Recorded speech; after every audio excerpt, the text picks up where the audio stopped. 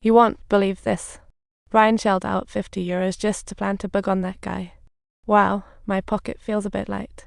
Then, Brian gets back in the car and asks the totally confused translator to help him translate a bunch of mobsters talking about their stomachaches, and suddenly they're called to the site as the car goes in trouble. Finally, the info comes in handy. Brian nervously checks that little car, only to find a bunch of young ladies behind every curtain, each one sporting more needle scars than a porcupine. These girls are drug-controlled. Brian spots his daughter's coat behind a curtain, punches the man unconscious, but the girl is barely conscious. Ultimately, after dispatching a few goons, Brian drives away with the girl. In an epic car chase, he somehow surrendered with style. He gives the girl a heart-shaped pendant, drives her to a hotel he knew from his agent days, and plays nurse as he smoothly hooks her up to room and forth. Brian desperately tries to save his daughter, knowing each girl has her own home, and she vaguely recalls the VIP gate on Heaven Street after waking. Using the girl's memories, Brian arrives and immediately knows he hit the jackpot. He pretends to be a cop and demands to see the boss. He memorizes everyone in the building, orders a black coffee, and spots that tattoo his daughter mentioned from before. The stars and moons on the right hand. The scene is cooler than a popsicle retired Agent Brian is striking back. Gangsters have star moon tattoos on right hands. Brian poses as a cop. Under the pretext of negotiating protection fees, the knife guy casually circles back to his chat with Mr. McCall. Brian realizes McCall is their contact. Brian sips his coffee and asks who Marco is. Shockingly, they all say, "We are all Marco." In a bid to keep their illegal shenanigans going, the gang hands over the price hike cash to Brian. Brian pulls out a paper with Albanian on it, and wouldn't you know it, the P guy jumps in to help translate, cheerfully wishing him good luck. Good luck, good luck, good luck. Brian recognized that familiar voice from the plane. Don't you remember me? We were chatting about kebabs 2 days ago on the phone. The P guy snaps back to reality and draws his gun, yelling, "This is what you get." Brian quickly retaliates, dispatching the entire room with ease. When downstairs gangsters show up, Brian is hiding beneath the corpses, not a single shot wasted, taking out the entire crew in minutes. He rushed upstairs to a room full of girls under 20, dazed, but his daughter was gone.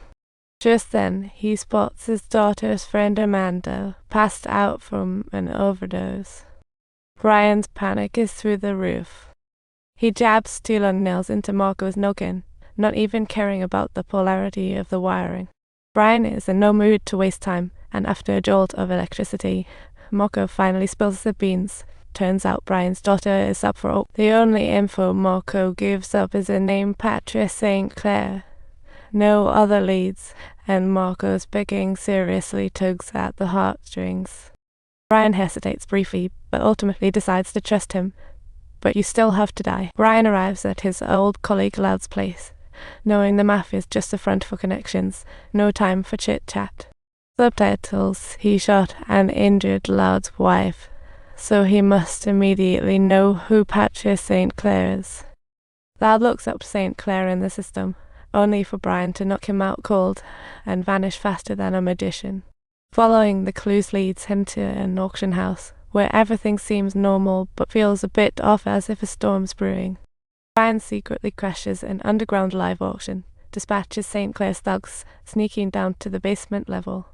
In a server's outfit, he blends in seamlessly, taking out the little growlman threatening him in a flash. The final item on auction? His own daughter.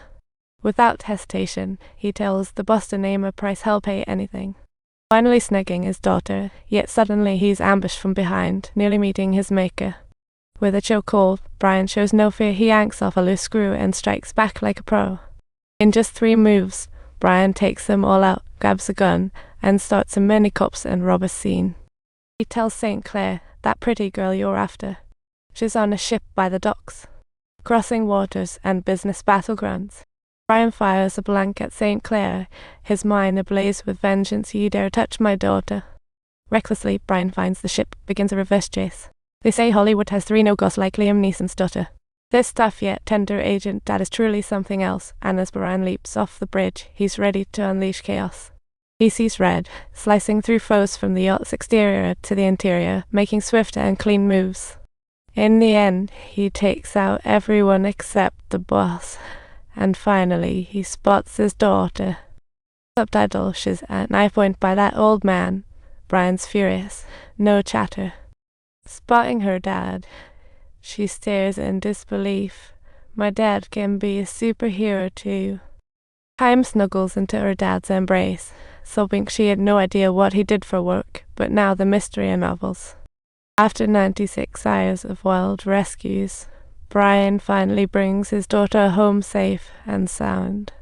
The next day, Brian and his daughter ring the doorbell at their idol's house, a perfect moment for idol meets mentor. And the movie offers a word of caution to parents: do not allow your daughters under 18 to travel abroad alone, unless it's China. To rescue his daughter, had taken down an entire mafia gang all from Albania, trafficking women. But, oh no, it doesn't end there. Marco's got his own bloody family to back him up. So, make sure to subscribe to our channel, turn on notifications, and keep following this thrilling saga.